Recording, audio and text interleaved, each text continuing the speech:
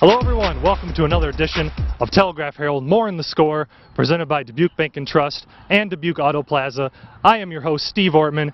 We are out on location here today, a beautiful fall day out in Epworth, Iowa. We're catching up with the Western Dubuque Bobcats football team as they get prepared for a big district showdown against Dubuque Hempstead this Friday night at Dalzell Field. It's the regular season finale, and it has really been a wild district race for these teams here in Class 4A. The Bobcats, Mustangs, should be a really interesting matchup this Friday night. So we're out here, we're going to talk to some of the players, some of the coaches, and Tim O'Neill, my wonderful partner, Tim O'Neill, he's been with us all season covering the Bobcats. So we're going to throw it to him right now. He's with Coach Justin Penner. So Tim, take it away. Oh, hey guys. A couple of Bobcat players here. How's it going? How's practice been going so far? Good day? It's a nice day out. Weather's been nice. You guys want to get a muffin or a scone or something after practice? Or whoa! Ah, help me, Tim! Well, Steve, be careful out there. Thanks for that, and thanks, Coach Penner, for taking the time out to join us today. Just how's this week of practice been going as you guys get ready for what should be a really big game against Hempstead this week? Yeah, I mean, it is a big game, and our kids have been pretty focused, but, you know, we had a few coaches that had to miss for parent-teacher conferences last night, and, you know, really needed some leadership, and we got that out of our kids last night. How have these guys responded the last couple of weeks? Obviously, the loss to North Scott was a tough one for you guys. You guys have responded with 2 straight wins. How have the guys responded to that loss that has given you a good feeling going into this final game?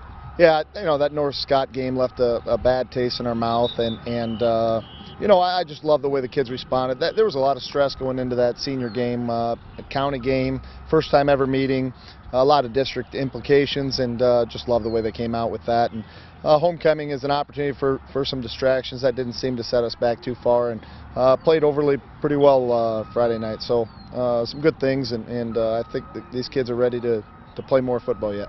Hey, you talk about that county rivalry. Here you got another new one against Hempstead.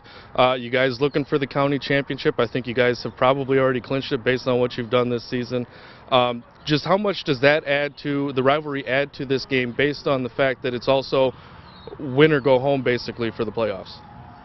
I think that adds a little bit to it, but I don't think you need to add anything to it. I think the fact that it's a heated, you know, in-county rivalry, and it's been that way in wrestling, and so I think there's a lot of the feelings from wrestling that carry over. We play each other in baseball, you know, we play each other in basketball. All of that goes into this, so I don't even think that playoff implications need to be put in that. But I think our guys want to win for sure, just based on the fact that it's a territorial thing. But I should be hesitant to talk about a county championship. Coach Frake might have something to say on that. They're 1-0 in the county as well. So that's true. That's true. Maybe you guys will have to schedule that after the season sometime as an exhibition game. At what point, or how do you talk to the team about the playoffs? At what point do you talk to them about getting ready, and what do you have to do for the playoffs? And when do you really focus in on that part of the season? Well, I mean, we focus when we earn that spot, you know, at midnight or whenever they say that we're in. That would be a time that we would focus on that. But, you know, we've been very transparent. There's no secrets around here. These guys know that we're win and get in, and we've said that. But we also, you know, say what needs to be said. We got to practice. We got to focus on the process. We got to do what we got to do in order to take care of that. Nothing's guaranteed right now. If we were to lose, it would be PV probably that would get in, or senior. And so, you know, it's just not one of those things that we can afford to lose. And you know, that's why we're out here working hard in practice every day. All right, finally then, what's got to happen Friday night for the Bobcats to win and punch their ticket to the postseason? I saw a video recently about a bunch of, you know, stupid things that every coach seems to say, and it's hard to avoid any of those. But really, you know, last year, tale of 2 seasons, 3-6 a year ago, gave up a ton of big plays, and we turned the ball over on offense. And this year, if you look at our turnover margin, we're plus a whole lot. We haven't turned the ball over, and that's been a recipe for success. And that North Scott game, we did turn the ball over. And then you look at, you know, the games that we haven't given up a whole lot of explosive plays, we've won those games too. And so, it's not, don't turn the ball over on offense and don't give up explosive plays on defense, and that seems to work well for us. All right, thanks for the time, Coach. Thanks for spending some time with us here today, and good luck on Friday night. This is awesome. I appreciate you guys coming out. Thanks, man. You're welcome. Back to you.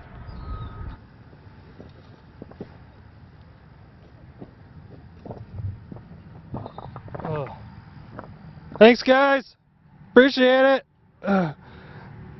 They're just taking me out to my car. It's taking me to my car. I'm a little indisposed right now, Tim. So why don't we just throw it right back to you, okay? Oh, God.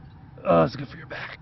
All right, thanks, Steve, and thanks, Dillon Gatto, for taking time out of practice here to join me today. First of all, Dillon, how's the season been going, and how's practice been this week? Practice been good. I got to prepare for Hempstead. They're on the triple option, so it's a little different than most others, but our defense, I think they got a good task to handle with it, and I think they'll do fine. So.